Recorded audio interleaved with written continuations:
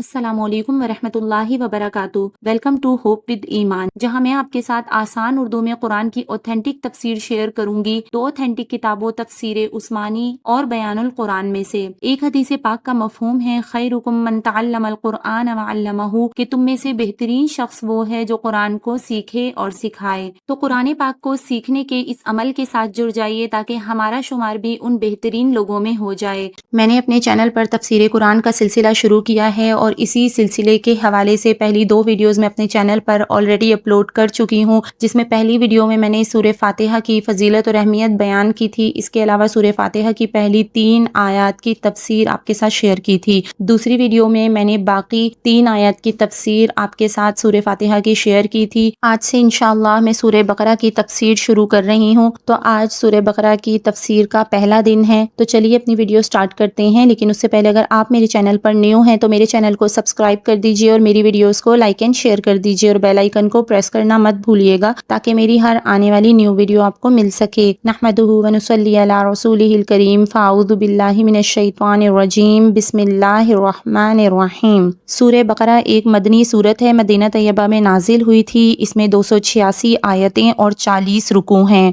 اعوذ باللہ من الشیطان الرجیم، بسم اللہ الرحمن الرحیم، الف لام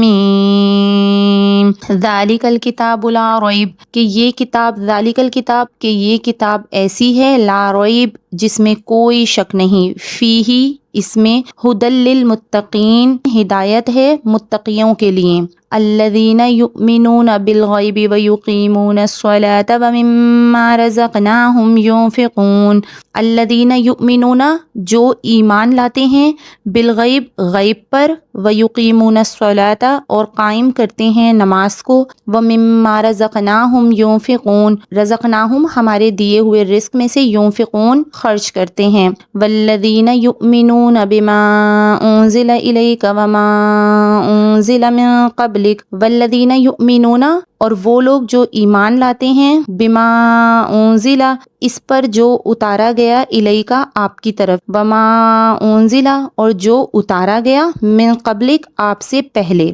وبالآخرۃ ہم یوقنون، اور آخرت پر وہ یقین رکھتے ہیں، اولئک علی ھدی من ربہم، یہ لوگ بڑی ہدایت پر ہیں اپنے رب کی طرف سے، واولئک ھم المفلحون، اور یہ لوگ ہی کامیاب ہیں۔ چلیے اب ان آیات کی تفسیر کو شروع کرتے ہیں۔ ابھی میں نے جو آپ کے سامنے آیات تلاوت کی، یہ سورہ بقرہ کی پہلی 5 آیات کی تلاوت کی اور اس کا ترجمہ بیان کیا۔ اب اس کی تفسیر کی طرف آتے ہیں۔ الف لام میم، یہ حروف مقطعات میں سے ہیں اور حروف مقطعات 29 سورتوں کے شروع میں آئے ہیں، اور وہ یہ ہیں: الف لام میم، الف لام را، الف لام میم صاد، الف لام میم را، حامیم، حامیم عین سین قاف، کاف ہا یا عین صاد، طاسین، طاسین میم، طٰہٰ، یاسین، صاد، قاف، نون۔ تو یہ حروف مقطعات ہیں۔ ان میں الف لام میم جو ہے وہ 6 جگہ ہے، اور الف لام را 5 جگہ ہے، اور حامیم 7 جگہ، اور طا سین میم 2 جگہ ہے، اور ان کے علاوہ باقی سب 1 جگہ ہیں۔ کیونکہ یہ متشابہات میں سے ہیں، اس لیے مفسرین ان کے سامنے یوں لکھ دیتے ہیں کہ اللہ عالم بمراد ذالک، کہ اللہ کو ہی اس کے معنی معلوم ہیں۔ مفسرین نے حروف مقطعات کے ذریعے صورتیں شروع کرنے کی یہ حکمت بھی لکھی رکھی ہے کہ اہل عرب کو بتانا تھا کہ یہ کتاب جو محمد صلی اللہ علیہ وسلم پر نازل ہوئی ہے اس کے کلمات انہی حروف سے مرکب ہیں جو تمہاری گفتگو اور محاورات میں استعمال ہوتے ہیں، تم فصیح بلیغ ہو، اس جیسی کتاب بنا کر لاؤ۔ تو جب ماہرین اس جیسی کتاب بنا کر نہیں لا سکتے تو ایک امی جس نے کسی سے کچھ نہیں پڑھا اس کے بارے میں کیسے کہتے ہو کہ اس نے اپنے پاس سے بنا لیا؟ اگر یہ کلام کسی غیر اللہ کی طرف سے ہوتا تو تم لوگ اس جیسا کلام بنانے سے کیوں عاجز رہ جاتے؟ اس کے علاوہ اور بھی بہت سی حکمتیں بیان کی گئی ہیں۔ ان حروف کو اسی طرح الگ الگ پڑھا جاتا ہے، ان میں تجوید کے قواعد کے مطابق مد بھی ہیں۔ حضرت عبداللہ بن مسعود رضی اللہ تعالیٰ عنہ سے روایت ہے کہ رسول اللہ صلی اللہ علیہ وسلم نے ارشاد فرمایا کہ جس نے اللہ کی کتاب کا ایک حرف پڑھا تو اس کی وجہ سے اسے ایک نیکی ملے گی اور وہ نیکی 10 نیکیوں کے برابر ہوگی۔ میں یہ نہیں کہتا کہ الف لام میم ایک حرف ہے، بلکہ الف ایک حرف، لام ایک حرف اور میم ایک حرف ہے۔ آگے بڑھتے ہیں۔ ذالک الکتاب لا ریب فیہ، کہ یہ کتاب ہے جس میں کوئی شک نہیں۔ تو اس کا مطلب یہ ہے کہ یہ کتاب جو محمد صلی اللہ علیہ وسلم پر نازل کی گئی، اس کا وحی الہی ہونا اور خداوند قدوس کی طرف سے نازل ہونا یہ ایک ایسی چیز ہے جس میں صحیح نظر کی جائے تو کسی عاقل کے لیے کسی طرح کے کسی بھی شک کی کوئی گنجائش نہیں، اور اگر کسی کو کوئی شک ہے تو اس غلط فہمی کی وجہ سے ہے کہ اس کے شک کا اعتبار نہیں، اور جو شخص صحیح فکر کے بعد اس نتیجے پر پہنچا کہ یہ واقعی اللہ تعالیٰ کی کتاب ہے لیکن پھر بھی منکر ہے اور کہتا ہے کہ مجھے شک ہے، تو اسے حقیقت میں شک نہیں ہے، ضد اور عناد ہے، اسے اس پر آمادہ کیا ہے کہ حق اور حقیقت کا انکار کرے۔ آگے ہے ھدی للمتقین، کہ یہ کتاب ہدایت ہے متقیوں کے لیے۔ تو سورہ بقرہ میں دوسری جگہ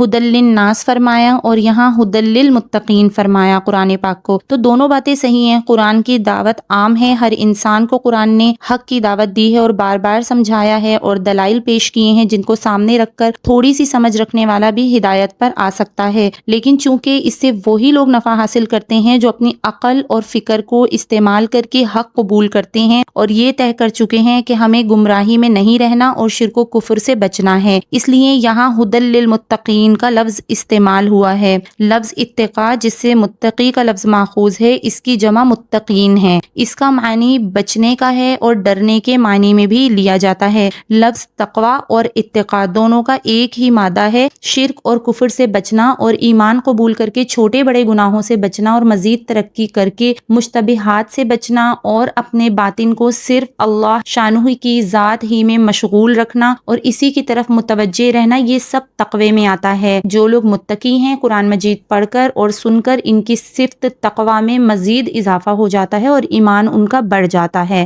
اب آگے کی آیات میں متقین کی صفات بیان کی گئی ہیں۔ سب سے پہلی صفت متقین کی کیا بیان کی گئی؟ الذین یؤمنون بالغیب، کہ جو ایمان لاتے ہیں غیب پر، تو وہ غیب پر ایمان رکھتے ہیں، یعنی اللہ تعالیٰ نے اپنی کتاب میں جن باتوں کی خبر دی ہے اور رسول اللہ صلی اللہ علیہ وسلم نے جو باتیں بتائی ہیں ماضی سے متعلق ہوں یا مستقبل سے، ان سب کو مانتے ہیں اور اس پر ایمان لاتے ہیں بغیر دیکھے۔ صرف خبر پر ایمان لے آنا یہ ایمان بالغیب ہے اور ایمان بالغیب ہی معتبر ہے، یہ یاد رکھیے گا۔ جب قیامت کا دن ہوگا تو وہاں کے حالات سبھی دیکھ لیں گے اور مان لیں گے، لیکن دیکھنے کے بعد مان لینا اور ایمان لانا معتبر نہیں ہوتا۔ بغیر دیکھے صرف خبر پر ایمان لانا ایمان بالغیب کہلاتا ہے۔ اب متقیوں کی دوسری صفت بیان کی گئی وَيُقِيمُونَ الصَّلَاةَ، یعنی وہ نماز قائم کرتے ہیں۔ یہاں پر یصلون نہیں فرمایا گیا بلکہ وَيُقِيمُونَ الصَّلَاةَ فرمایا کہ نماز قائم کرنا یہ ہے نماز کے فرائض اور واجبات، سنن اور مستحبات سب کو خوب دھیان اور خشوع و خضوع کے ساتھ ادا کیا جائے۔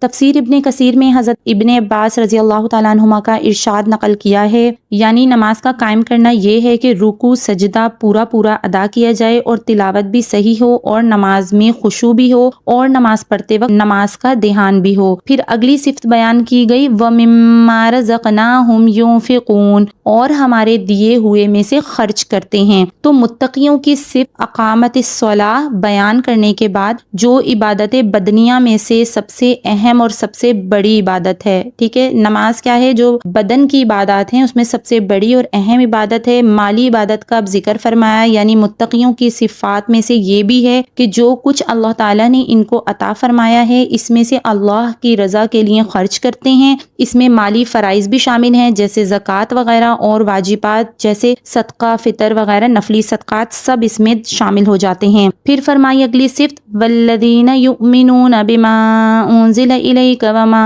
انزل من قبلک، کہ جو لوگ متقی ہیں وہ اس پر ایمان لاتے ہیں جو آپ کی طرف نازل کیا گیا اور اس پر بھی جو آپ سے پہلے نازل کیا گیا۔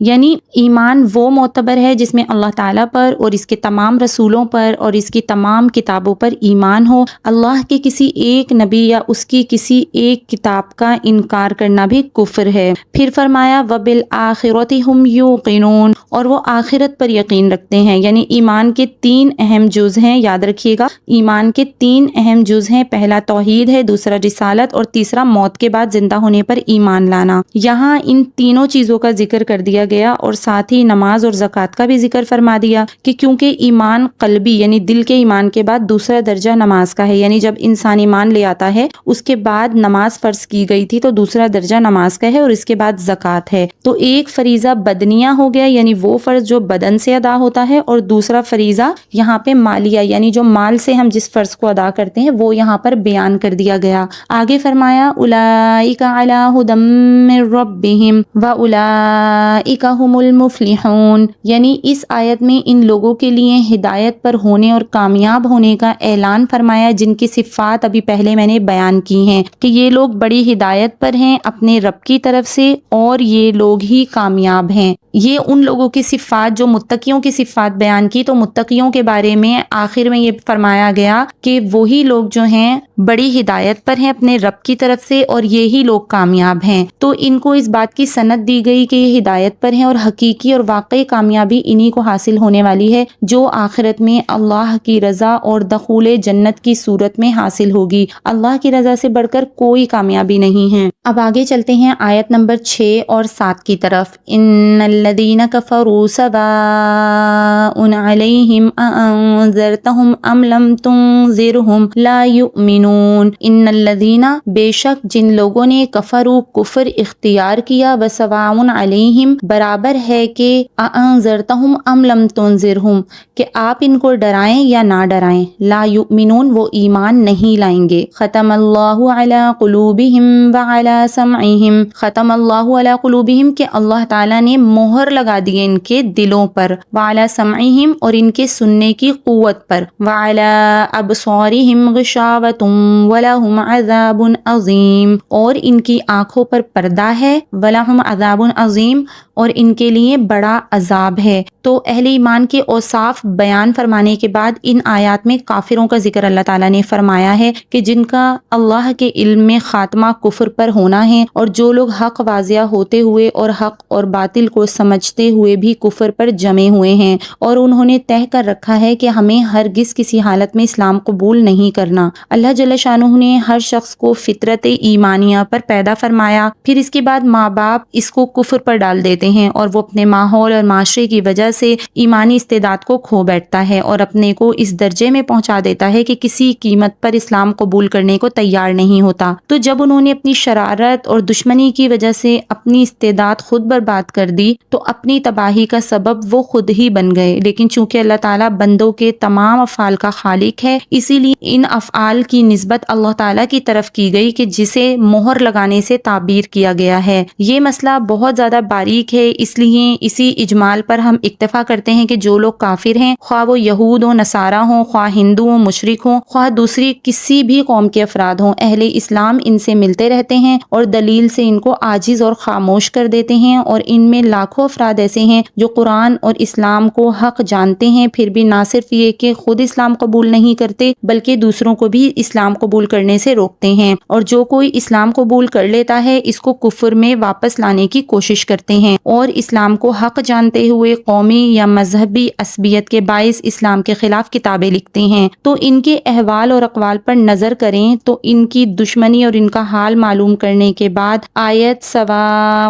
علیہم انذرتہم ام لم تنذرہم لا یؤمنون کا مطلب بالکل واضح طور پر سمجھ میں آ جاتا ہے کہ کیا اس آیت کا ترجمہ ہے، برابر ہے کہ آپ ان کو ڈرائیں یا نہ ڈرائیں وہ ایمان نہیں لائیں گے۔ تو یہاں یہ کافروں کی گمراہی اور آخرت میں ان کی بدحالی کا ذکر کیا گیا ہے۔ انشاءاللہ نیکسٹ ویڈیو یہیں سے ہم اسٹارٹ کریں گے۔ آج میں نے سورہ بقرہ کی آیت نمبر 1 سے آیت نمبر 7 تک کی تفسیر آپ کے ساتھ شیئر کی۔ اب باقی کی آیات کی تفسیر انشاءاللہ اگلے سبق میں آپ کے ساتھ شیئر کروں گی۔ تو آج کا ہمارا سبق نمبر 3 تھا، اگلا جو ہے وہ ہمارا سبق نمبر 4 ہوگا۔ اگر میری ویڈیو آپ کو پسند آئی ہو تو اس کو لائک اینڈ شیئر کرنا مت بھولیے گا۔ ہم دن بھر میں کتنی فالتو قسم کی چیزوں کو شیئر کرتے ہیں، تو آئیے تفسیر قرآن کے اس سلسلے کے ساتھ جڑتے ہیں اور اس ویڈیو کو شیئر کر کے اپنے لیے صدقہ جاریہ بنا لیجئے۔